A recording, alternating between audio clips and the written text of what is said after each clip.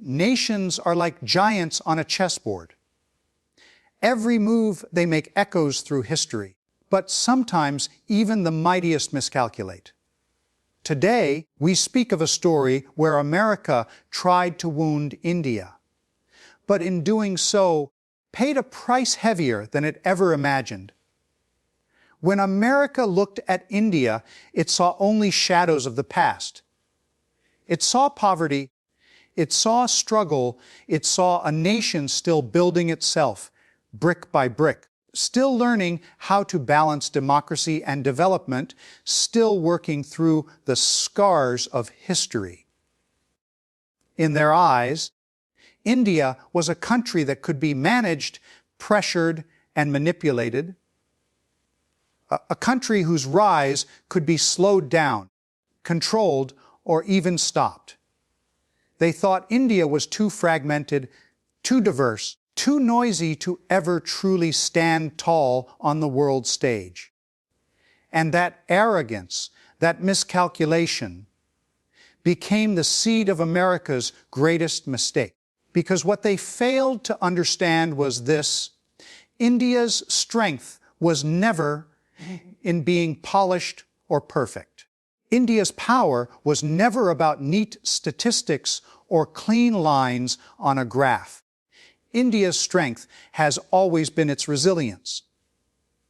The ability to endure storms, survive famines, withstand invasions, and yet still rise again and again, stronger each time. America misread that spirit. They thought they could press a few economic buttons, impose a few trade restrictions, and push India into a corner. But every corner that India has ever been pushed into has become the birthplace of its greatest comebacks. When sanctions were placed, India turned inward, building its own industries, investing in its own talent, and nurturing innovation within its borders. When America tried to block India's access to certain technologies, India didn't break, it adapted. It innovated. It found solutions where none seemed possible. That is the beauty of resilience. When the world closes its doors, a determined nation builds its own. And India built, brick by brick, code by code, invention by invention. What was meant to suffocate became a spark for self-reliance. What was meant to weaken became the very fire that hardened the steel of India's resolve. You see, the greatest miscalculation was not in the sanctions or the pressure. It was in underestimating the Indian mind. Because in every village, in every city, in every classroom across the nation, a generation was rising. They had tasted the humiliation of being underestimated, and they were determined to prove the world wrong. They worked silently, they worked relentlessly. And when the world wasn't watching, they built companies. They built satellites, they built technologies, and they built a vision that was larger than any foreign judgment of them. America thought India could be slowed down. Instead, India accelerated. And what did America not see? They did not see the billion, strong heartbeat of a nation that has endured for thousands of years. They did not hear the quiet whispers of farmers who knew how to survive droughts. The engineers who knew how to create with nothing but scrap. The teachers who could spark brilliance in classrooms without electricity. They did not recognize that resilience was not a political slogan in India. It was DNA. It was the very fabric of the culture. So when America tried to use pressure, it only fueled determination. When they tried to impose limits, India turned those limits into challenges.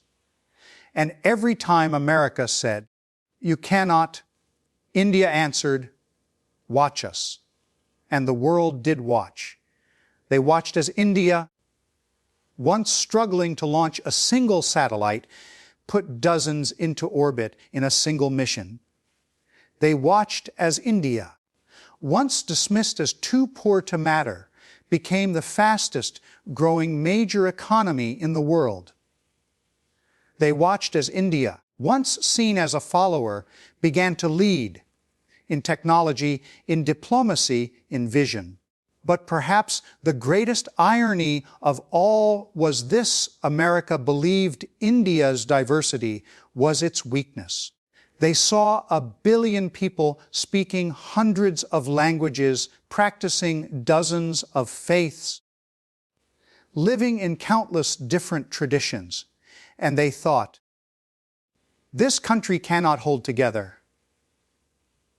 They thought India would break under its own weight. Yet that very diversity became the anchor of its strength. Because where others saw chaos, India saw possibility. Where others saw division, India saw democracy. Where others predicted collapse, India discovered unity in diversity. And that unity became unshakable.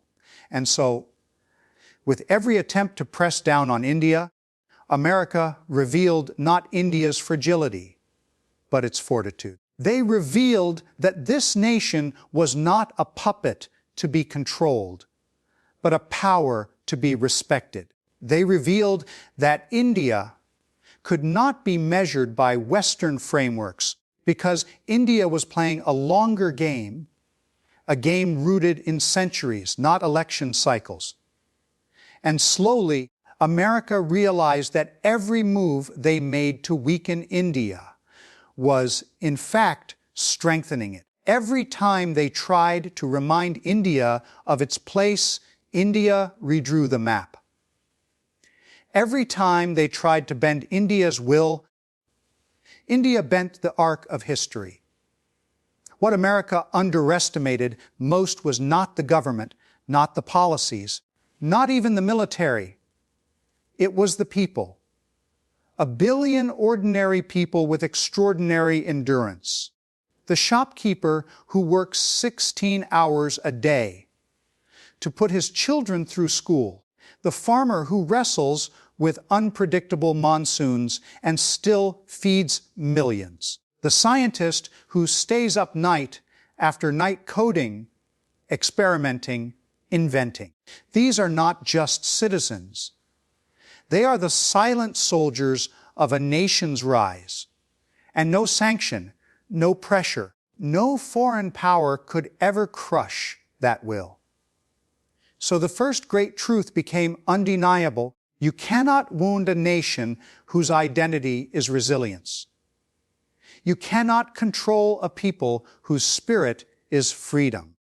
You cannot break a civilization that has already endured centuries of storms and still stands unshaken. America tried to hurt India, but instead they gave it the greatest gift of all, the fire to prove itself. The more they doubted India, the stronger India became. The more they pushed, the further India leapt. And the more they tried to confine India to the shadows, the brighter India's light burned on the world stage. This was the great underestimation, and it cost America dearly. When a superpower makes a move, it expects the world to tremble. America believed it had mastered this art. Decades of dominance had taught it that when it pressed, others bent. When it spoke, others obeyed. When it punished, others begged for forgiveness. But what happens when the target refuses to yield? What happens when the blow that was meant to cripple becomes the very force that awakens? That is where America miscalculated, and that is where it paid the price. For every action, there is a consequence. And when America tried to weaken India, The consequences ricocheted back, not only stripping away its influence, but also rewriting the balance of global power.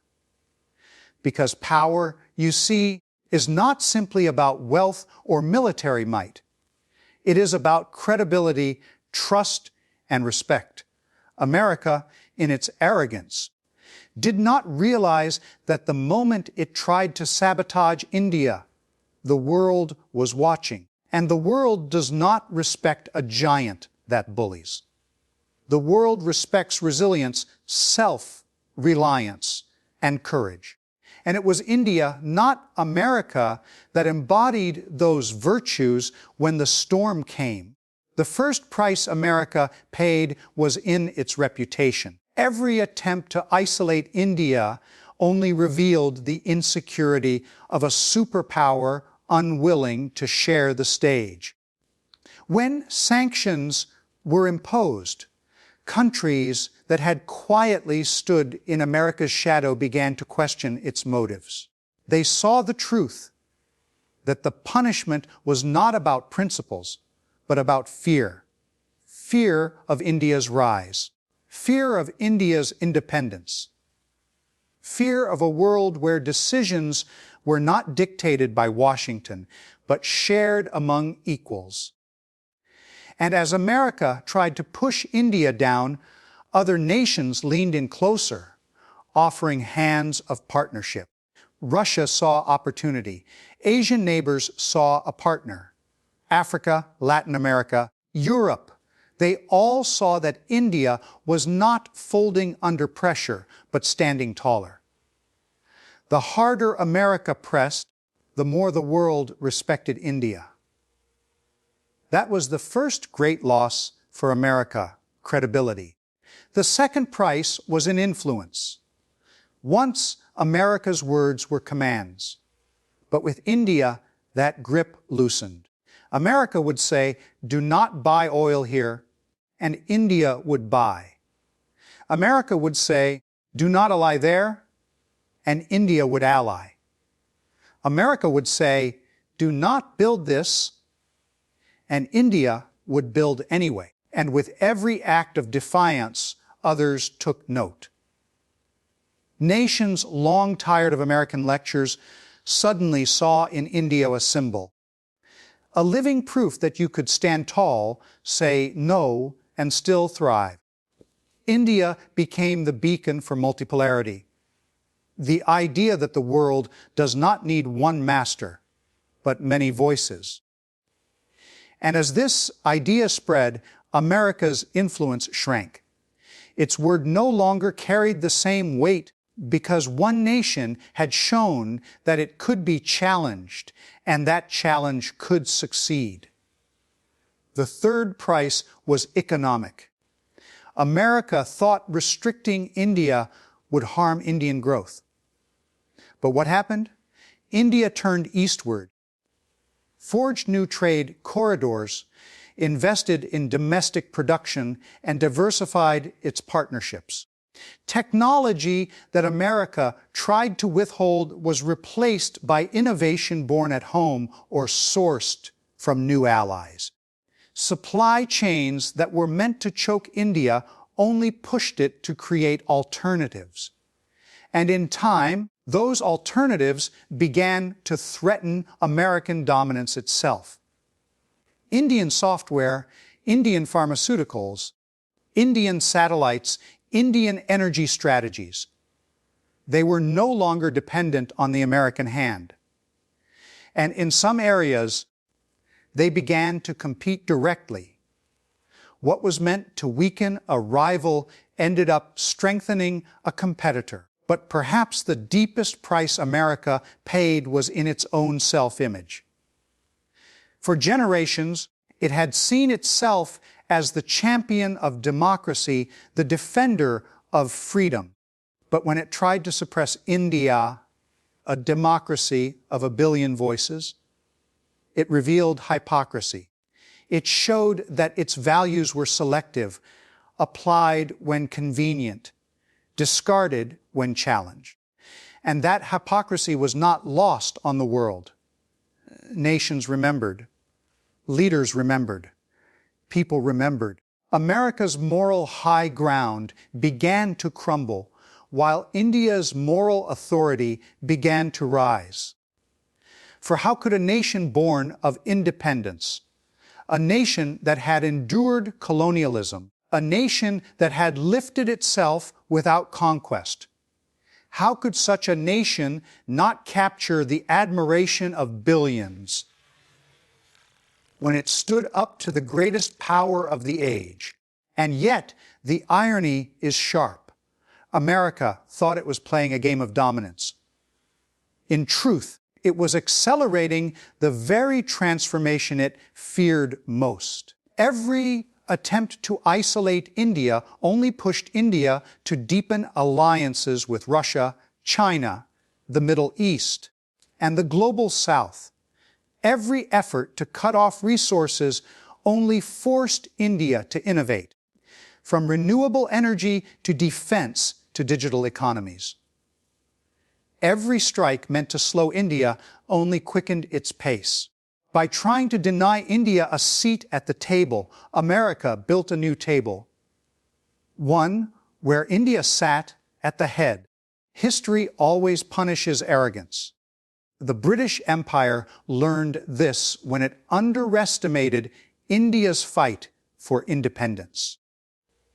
The Soviet Union learned this when it underestimated the will of nations who refused its grip. And America is learning this when it underestimates India's resilience.